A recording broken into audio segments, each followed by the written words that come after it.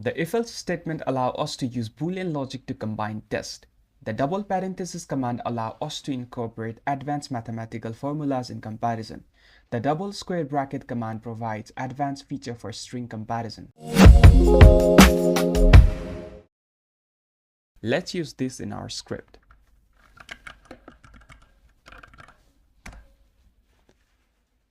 In the very first example, we are using compound testing. First of all, we have file variable that holds the relative path of grid.sh file. We are testing if file is empty or not, and file is executable or not. If the file is not empty and is executable, we are using bash command to execute that file. Let's run this script.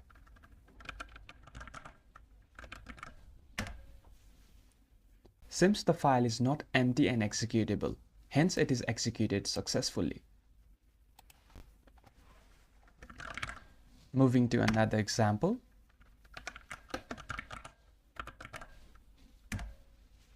In this example, we are using double parentheses.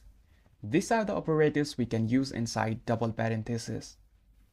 We can use double parentheses in if statement as well as in a normal command in the script. Here, first of all, we are assigning a equals to 0. Then we are using pre-increment and testing if pre-increment of a equals to 1 or not. If that is true, we echo that value of a. Again, we are assigning b equals to 10.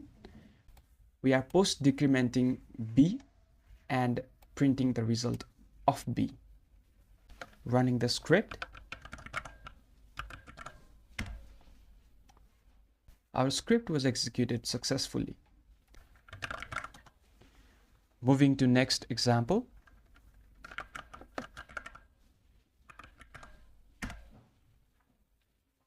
In this example, we are using double square bracket.